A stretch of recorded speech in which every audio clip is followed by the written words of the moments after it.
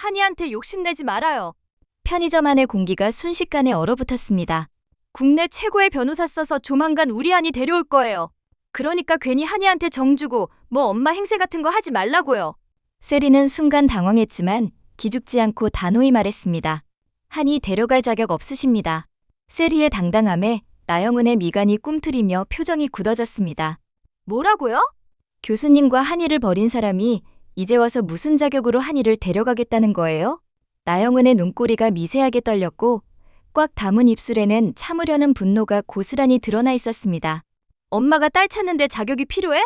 그리고 한이는 내 속으로 낳은 내 딸이야. 세리는 치밀어 오르는 분노를 억누르며 낮고 또렷한 목소리로 말했습니다. 책임과 헌신을 다하지 않았는데 출산만 했다고 무조건 엄마가 되는 건 아니지 않나요? 그 말을 들은 나영은은 말문이 막힌 듯 입술을 달싹였지만 아무 말도 잇지 못했습니다. 세리는 그 틈을 놓치지 않고 마지막으로 한마디를 덧붙였습니다. 부탁입니다. 더 이상 교수님 괴롭히지 말아주세요. 나영은은 입술을 꼭 다문 채 당황한 기색을 감추지 못했습니다. 세리의 말에 눌린 듯 한동안 아무 말도 하지 못하고 멈춰서 있다가 이내 가방에서 서류 봉투를 꺼내 계산대 위에 툭 내려놓았습니다. 그쪽 교수님 오면 전해주세요. 편의점 문을 나선 나영은은 대기 중이던 고급 승용차에 조용히 올라탔습니다. 나영은은 조수석에 앉자마자 창밖을 보며 말했습니다. 생각보다 쉽지 않네요. 범수가 자신보다 어린 제자와 연애 중이라는 사실을 알게 된 순간 나영은은 체면이 완전히 무너졌다고 느꼈습니다.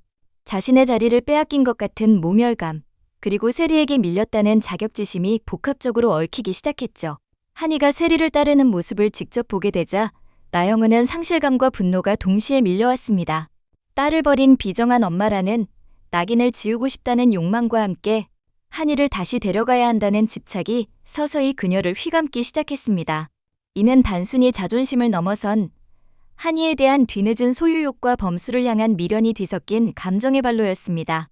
세리는 봉투를 열고 안에 든 사진들을 본 순간 숨이 잠깐 멎는 듯 했습니다.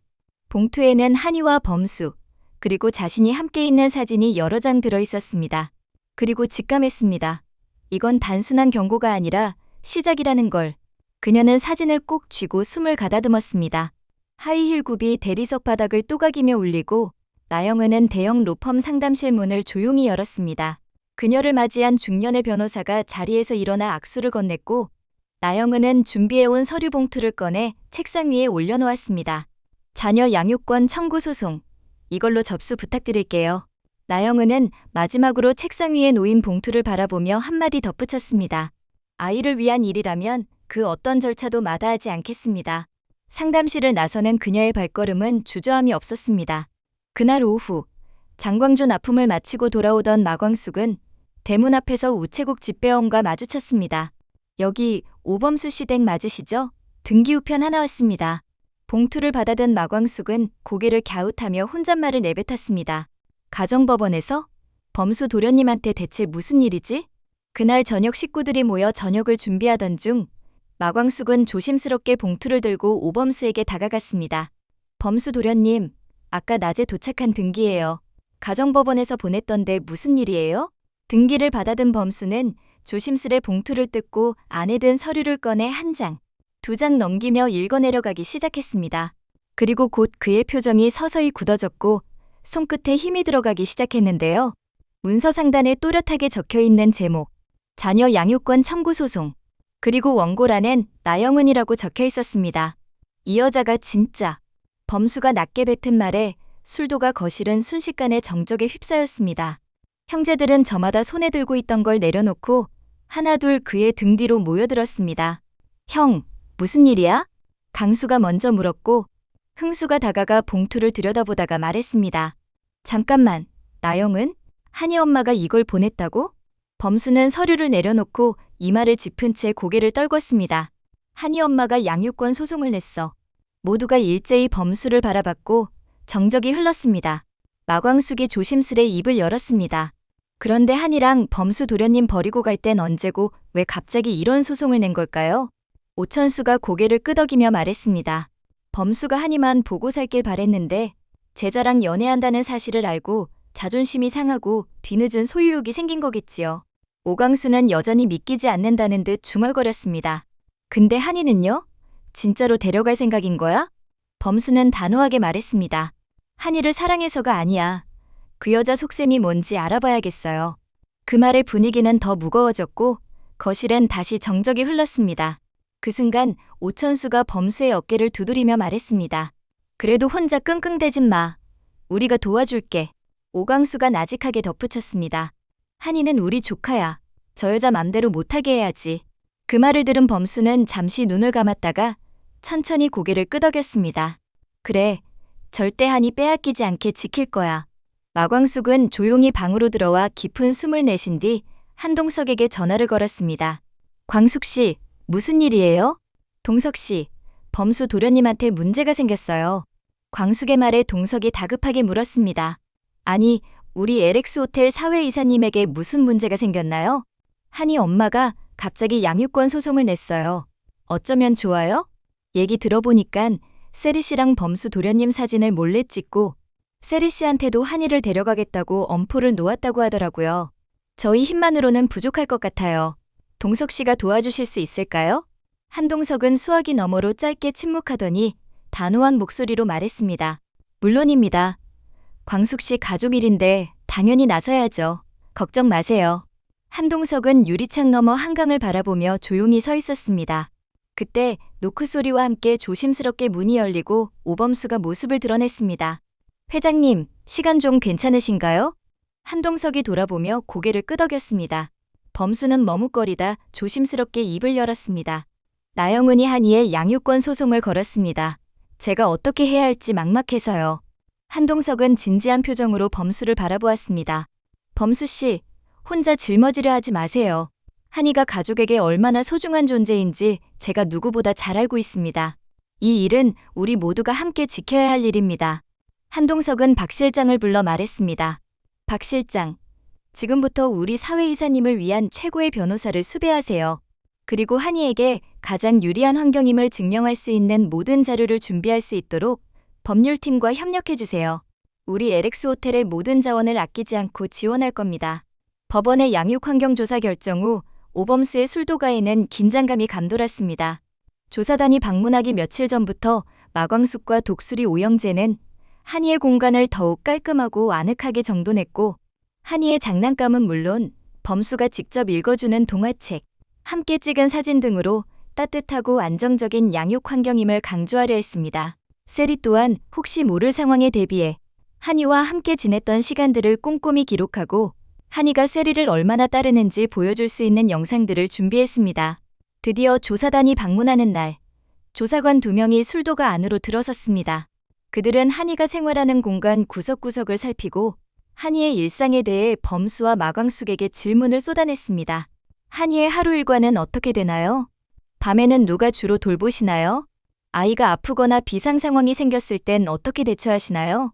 범수는 침착하게 질문에 답하며 한이에 대한 깊은 애정과 책임감을 드러냈습니다. 마광숙 역시 큰엄마로서 한이를 얼마나 살뜰히 보살피고 있는지 자세히 설명했습니다. 조사관의 시선은 세리에게도 향했습니다. 세리 씨는 한이 양과 어떤 관계이신가요? 세리는 망설임 없이 대답했습니다. 범수 교수님과 한이의 소중한 가족이 될 사람입니다. 한이가 저를 잘 따르고 저 또한 한이를 제 친딸처럼 아끼고 있습니다. 그녀는 준비해둔 영상들을 보여주며 한이와 함께 웃고 교감하는 모습들을 담담히 보여주었습니다. 조사단이 떠난 후 가족들은 안도의 한숨을 내쉬었지만 긴장의 끈을 놓을 수는 없었습니다. 나영은 측도 분명히 대비하고 있을 것이기 때문입니다. 그날 밤 세리는 한이가 자는 모습을 지켜보다 조용히 손을 잡고 속삭였습니다. 엄마가 돼줄게. 어떤 일이 있어도 너 지킬게. 그리고 한이는 그런 세리의 사랑을 아는지 이전보다 더 세리를 따르기 시작했습니다. 어느 날 저녁, 한이는 범수의 품에 안겨 잠이 들기 전 작은 손으로 세리의 얼굴을 쓰다듬으며 또렷한 발음으로 엄마라고 말했습니다. 그 작은 속삭임에 세리는 믿을 수 없다는 표정을 지었고 범수는 감격스러운 눈으로 세리를 바라보았습니다. 한이가 너보고 엄마라고 불렀어. 세리의 눈에도 이슬이 맺혔습니다. 한이의 작은 입에서 나온 엄마라는 단어는 그 어떤 법원의 판결보다도 소중하고 값진 증거처럼 느껴졌습니다. 이 작은 변화는 세리에게 더 큰 용기를 주었습니다. 나영은의 협박과 소송이 아무리 거세도 한이의 진심이 자신에게 있다는 것을 확인했기 때문입니다. 이제 세리는 단순히 범수를 돕는 것을 넘어 한이의 진정한 엄마로서 이 싸움에 정면으로 맞설 준비가 되었습니다. 마침내 양육권 청구 소송의 첫 변론 기일이 다가왔습니다. 나영은 측 변호사는 한이의 친모로서의 권리를 주장하며 범수가 한이를 제대로 양육할 능력이 없음을 강조했습니다. 특히 세리와의 관계를 문제 삼으며 한이에게 안정적인 환경을 제공하기 어렵다고 주장했습니다. 범수 측 변호사는 나영은의 주장들을 조목조목 반박하며 한이가 범수와 독수리 오형제, 그리고 세리의 보살핌 아래 얼마나 행복하게 지내왔는지 다양한 증거를 통해 제시했습니다. 한이의 성장 기록, 가족 구성원들과의 유대감을 보여주는 영상 자료 등이 증거로 제출되었습니다. 팽팽한 공방이 이어지던 중 범수 측 변호사가 예고 없이 새로운 증인을 신청했습니다. 재판장님, 저희는 한이의 현 양육 환경과 정서적 안정에 대해 증언해 주실 분을 모셨습니다. 한이가 가장 의지하고 또 한이에게 가장 큰 사랑을 주고 있는 사람입니다. 법정 안의 모든 시선이 출입문으로 향했습니다. 문이 열리고 단정한 옷차림의 세리가 당당하게 걸어 들어왔습니다. 나영은은 세리의 등장에 눈에 띄게 동요하는 모습을 보였습니다. 세리는 증인석에 앉아 차분하고 또렷한 목소리로 한이와의 일상, 한이에게 쏟은 사랑과 노력, 그리고 한이가 얼마나 밝고 건강하게 자라고 있는지를 진심을 담아 증언했습니다. 그녀의 진심 어린 증언은 법정 안에 잔잔한 감동을 불러일으켰습니다. 그리고 변호사가 마지막 질문을 던졌습니다. 세리 씨에게 한이는 어떤 존재인가요?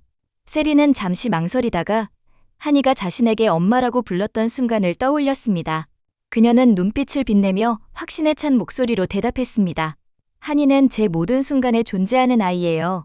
처음엔 조심스러웠지만 어느새 제가 먼저 아이를 찾고 있더라고요.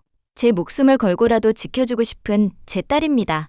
그녀의 마지막 말에 법정 안은 숨을 죽인 듯 고요해졌고 나영은의 얼굴은 경악으로 물들었습니다. 세리의 진심 어린 증언은 법정의 분위기를 완전히 바꾸어 놓았습니다. 재판장은 나영은의 변호사가 당황한 기색을 감추지 못하고 허둥대는 것을 잠시 지켜보다 길게 한숨을 내쉬었습니다. 양측 변호인은 오늘 제출된 증거와 증언을 바탕으로 최종 변론을 준비해 주십시오. 특히 원고 측은 12개월 된 영아의 친모로서 그동안 양육 의무를 다하지 않은 부분에 대해, 피고 측은 현재 아이가 받고 있는 사랑과 안정된 환경에 대해 더욱 심도 있는 자료를 제출해 주시길 바랍니다. 재판장의 말은 나영은에게는 분명한 경고였고 범수에게는 희망의 메시지였습니다. 법정은 이내 어수선해졌고 나영은은 분노를 사귀지 못한 채 세리를 노려보며 퇴장했습니다. 법정을 나선 범수는 세리의 손을 꼭 잡았습니다. 세리야, 고마워. 네가 아니었으면 난 정말 힘들었을 거야. 세리는 범수에게 기대어 미소 지었습니다. 교수님 혼자가 아니잖아요. 우리가 있잖아요. 그날 저녁, 독수리 오형제는 술독가에 모여 서로를 격려했습니다. 마광숙은 한이를 품에 안고 눈물을 글썽였습니다. 우리 한이가 엄마라고 부른 게 정말 하늘이 도우셨네. 오천수는 굳은 얼굴로 범수를 바라보았습니다. 범수야, 이제 더 이상 물러설 곳이 없어. 한이를 지키려면 우리가 더 강해져야 해. 범수는 고개를 끄덕였습니다. 나도 그렇게 생각해. 이번 일로 깨달았어.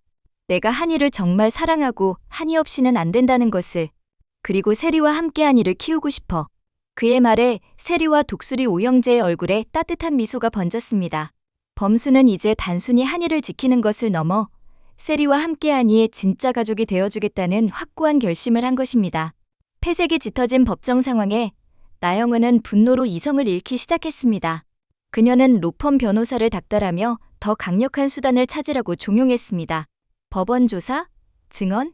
그런 걸로 끝낼 생각 마. 한이는 내 딸이야. 어떤 방법을 써서라도 데려와야 해. 나영은의 변호사는 난감해했습니다.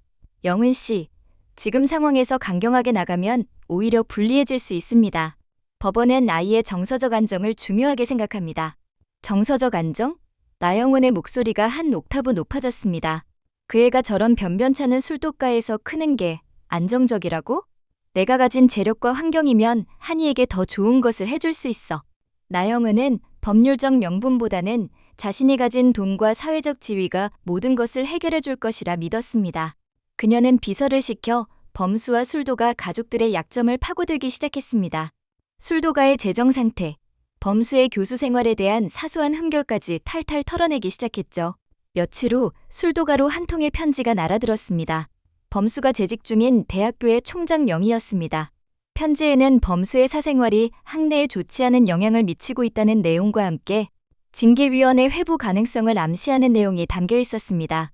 범수는 충격을 받았습니다. 나영은이 단순히 양육권 소송에서 그치지 않고 자신의 사회적 입지까지 흔들려 한다는 사실에 치가 떨렸습니다. 설상가상으로 술도가에는 세무조사 예고 통지서까지 날아왔습니다. 마광숙과 오천수는 안색이 창백해졌습니다. 술도가의 재정 상태가 넉넉지 않은 상황에서 갑작스러운 세무조사는 치명타가 될 수 있었습니다. 이게 다 그 여자 짓이야. 마광숙이 분통을 터뜨렸습니다. 나영은의 집요하고 비열한 공격에 범수는 당황했지만 물러설 수는 없었습니다. 그는 한동석 회장을 찾아가 모든 상황을 보고했습니다. 회장님, 나영은이 양육권 소송을 넘어 제 교수직과 술도가까지 위협하고 있습니다. 한동석은 범수의 말을 들으며 차분히 상황을 분석했습니다. 과연 나영은 혼자만의 힘일까요? 그녀의 뒤에 또 다른 그림자가 있을 수도 있습니다. 그는 날카로운 눈빛으로 창밖을 응시했습니다.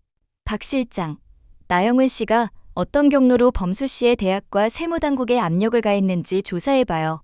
아무리 돈이 많아도 그렇게 쉽게 움직일 수 있는 일은 아닙니다. 그리고 나영은 씨가 최근 접촉했던 인물들, 특히 재력가나 권력층 인사들을 면밀히 주시하세요. 한동석은 나영은의 배후에 또 다른 누군가가 있을지도 모른다는 의심을 거두지 않았습니다. 그는 LX 호텔의 법무팀을 동원하여 범수의 징계위원회와 세무조사 문제를 해결할 방안을 모색하기 시작했습니다. LX 호텔 법무팀은 신속하게 움직였고 결국 범수의 징계위원회 회부를 취소시키고 세무조사를 보류시키는 데 성공했습니다. 이는 한동석의 막강한 영향력이 발휘된 결과였습니다. 하지만 이것은 단지 시작에 불과했습니다. 한동석은 박 실장에게 특명을 내렸습니다. 나영은 씨가 한의양을 버린 이후 해외에서 어떤 삶을 살았는지 그리고 한국으로 돌아와 어떤 활동을 했는지에 대한 모든 자료를 수집하세요. 특히 한의에게 무관심했던 지난 세월을 입증할 수 있는 명확한 증거를 찾아내야 합니다. 사설 탐정을 고용해도 좋습니다. 박 실장은 한동석의 지시에 따라 곧바로 움직였습니다. 그는 나영은의 해외 생활 기록, 지출 내역, 그리고 한의와 관련된 연락 기록 등을 끈질기게 추적했습니다. 며칠 후 박 실장이 두툼한 서류 봉투를 들고 회장실로 들어왔습니다.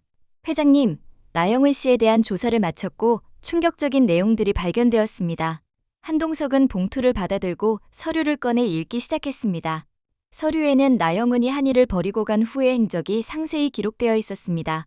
호화로운 생활을 즐겼던 모습, 수많은 사치품 구매 내역, 그리고 단 한 차례도 한의를 찾아가지 않았다는 사실이 명확히 드러나 있었습니다.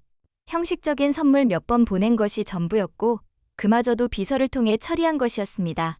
뿐만 아니라 박 실장은 나영은이 최근 양육권 소송을 준비하면서 한의의 사진을 몰래 찍고 범수와 세리에게 위협적인 언행을 한 녹취록과 당시 편의점 CCTV 영상까지 확보했습니다. 나영은이 편의점에서 세리에게 협박에 가까운 말을 내뱉고 서류 봉투를 던지듯 놓고 간 장면이 고스란히 담겨 있었습니다. 이건 완벽하군. 한동석의 입가에 옅은 미소가 번졌습니다. 나영은 씨는 침몰하는 명분 뒤에 숨어 있었지만 지난 세월 동안 한의에게 보여준 철저한 무관심과 이번 소송 과정에서 드러난 비열한 협박이 그녀의 진짜 얼굴을 보여주는 증거가 될 겁니다. 그는 범수에게 전화를 걸었습니다. 범수 씨, 우리가 역전할 수 있는 확실한 증거를 확보했습니다. 이제 법정에서 나영은의 진짜 얼굴을 만천하에 드러낼 때입니다. 마침내 양육권 소송의 최종 변론 기일이 다가왔습니다. 나영은은 여전히 자신감 넘치는 표정으로 법정에 들어섰지만 범수와 독수리 오영재, 그리고 세리는 비장하면서도 결연한 표정으로 자리를 지켰습니다. 나영은 측 변호사는 친모의 권리를 다시 한번 강조하며 범수가 한의를 제대로 양육하기 어려운 환경이라고 주장했습니다. 세리와의 관계를 다시 한번 문제 삼으며 한의에게 혼란을 줄 수 있다고 공격했습니다. 하지만 범수 측 변호사는 침착하게 반격했습니다. 재판장님, 원고 측은 친모라는 혈연만을 내세워 양육권을 주장하고 있습니다. 그러나 양육권은 단순히 아이를 낳았다는 사실만으로 주어지는 것이 아닙니다. 아이에게 필요한 것은 안정적인 환경과 끊임없는 사랑, 그리고 책임감 있는 양육입니다. 그는 준비해둔 영상 자료를 법정에 틀었습니다. 영상에는 한의가 독수리 술도가 식구들과 함께 웃고 노는 모습, 세리의 품에 안겨 엄마라고 옹알이하는 모습, 범수가 한이에게 책을 읽어주는 다정한 모습 등이 담겨 있었습니다. 그리고 가장 결정적인 증거로 나영은이 편의점에서 세리에게 협박을 가하고 서류 봉투를 던지듯 놓고 간 CCTV 영상이 재생되었습니다. 이어서 나영은이 한이를 버린 후 해외에서 보낸 호화로운 생활과 한이에게 단 한 번도 연락하지 않았다는 증거자료들이 제출되었습니다. 법정안은 술렁였고 나영은의 얼굴은 핏기 하나 없이 새하얗게 질렸습니다. 그녀의 변호사 역시 당황한 기색을 감추지 못했습니다. 모든 증거는 나영은이 친모로서의 책임과 사랑을 방기했으며 뒤늦은 양육권 소송이 진정한 모성애에서 비롯된 것이 아님을 명백히 보여주었습니다. 최종 변론을 마친 범수 측 변호사는 재판장을 향해 마지막으로 호소했습니다. 재판장님, 한이에게 필요한 것은 친모라는 이름표가 아니라 매일매일 사랑을 주고 헌신적으로 보살피며 한이의 삶을 온전히 지켜줄 진정한 가족입니다. 저희 피고인은 물론 이 자리에 있는 모든 가족 구성원, 그리고 세리 씨는 한이에게 그런 가족이 되어주기 위해 모든 것을 다할 것입니다. 한이의 진정한 행복을 위해 현명한 판결을 내려주시길 간곡히 부탁드립니다. 재판장은 양측의 주장을 모두 들은 후 깊은 숙고에 잠겼습니다. 이 소송은 이제 법리적 다툼을 넘어 진정한 가족의 의미를 묻는 싸움이 되었습니다. 며칠 후 마침내 양육권 소송의 선고기일이 다가왔습니다. 독수리 오영재는 물론 세리와 한동석 회장까지 모두 법정에 모여 숨죽이며 판결을 기다렸습니다. 나영은은 초조한 얼굴로 자신의 변호사 옆에 앉아 있었습니다. 재판장이 침묵 속에서 판결문을 낭독하기 시작했습니다. 본 법원은 영아인 한이 양의 최우선 이익을 고려하여 양육권에 대한 판단을 내렸습니다. 원고 나영은 씨는 한이 양의 친모이나 지난 12개월간 양육 의무를 실질적으로 이행하지 않았으며 오히려 피고 오범수 씨와 현 양육 환경을 비방하고 양육권을 되찾기 위한 과정에서 부적절한 언행과 방법을 사용했음이 증거자료를 통해 명백히 확인되었습니다. 나영은의 얼굴은 창백하게 질렸습니다. 재판장은 이어갔습니다. 반면 피고 오범수 씨는 한이 양을 지극정성으로 보살펴왔으며 오범수 씨의 가족 구성원들, 즉 마광숙, 오천수, 오흥수, 오광수 씨 모두 한이 양에게 깊은 사랑과 안정적인 보살핌을 제공해왔음이 확인되었습니다. 특히 피고 오범수 씨의 제자인 세리 씨는 한이 양과 혈연관계가 없음에도 불구하고 친모 이상의 헌신과 사랑으로 한이 양을 돌보며 실질적인 주 양육자 역할을 해왔음이 명백히 입증되었습니다. 한이 양이 세리 씨를 엄마라고 부르는 등 깊은 정서적 유대감을 형성하고 있다는 증언과 영상자료 역시 이를 뒷받침합니다. 재판장의 시선이 세리에게 향했습니다. 세리는 눈물을 글썽이며 고개를 숙였습니다. 따라서 본 법원은 한이 양의 정서적 안정과 행복을 최우선으로 고려하여 한이 양의 양육권을 피고 오범수 씨에게 부여하며 세리 씨를 주 양육 보조자로 지정합니다. 선고가 끝나자 법정 안에서는 작은 탄성이 터져나왔습니다. 범수와 독수리 오영재, 세리의 얼굴에는 안도감과 기쁨의 눈물이 흘러내렸습니다. 나영은은 충격에 휩싸여 아무 말도 하지 못하고 자리에 주저앉았습니다. 그녀의 변호사는 난감한 표정으로 그녀를 부축했습니다. 법정을 나서는 범수와 세리, 그리고 독수리 오영재의 얼굴에는 환한 미소가 걸려 있었습니다. 한이는 마광숙의 품에 안겨 세상 모르게 잠들어 있었습니다. 한이야, 이제 걱정 없어. 엄마 아빠가 그리고 우리 가족이 널 평생 지켜줄게. 범수는 한이의 작은 손을 잡고 속삭였습니다. 한동석 회장은 흐뭇한 표정으로 그들을 바라보며 다가왔습니다. 정의는 승리하는 법이죠. 이제 한이에게 진정한 가족의 사랑을 마음껏 보여줄 일만 남았네요. 세리는 감격스러운 눈빛으로 한동석 회장과 독수리 오형제를 둘러보았습니다. 모두 감사드립니다. 저에게도 한이에게도 그리고 교수님에게도 너무나 소중한 가족이 되어주셨어요. 오천수가 범수의 어깨를 두드리며 말했습니다. 이제 정말 한이 아빠로서 그리고 한 여자의 남편으로서 책임감을 보여줄 때가 온 것 같아 마광숙은 세리의 손을 잡으며 환하게 웃었습니다. 세리 씨, 정말 고생 많았어요. 이제 한이의 진짜 엄마는 세리 씨예요. 우리 다 같이 한이를 행복하게 키워봐요. 세리의 얼굴에는 환한 미소가 번졌습니다. 그녀는 범수와 가족들에게 둘러싸여 진정한 행복을 느꼈습니다.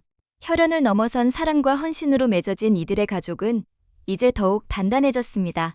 한이의 울음소리가 아닌 한이의 웃음소리로 가득 찰 독수리 술도가에는 따뜻하고 새로운 시작이 기다리고 있었습니다.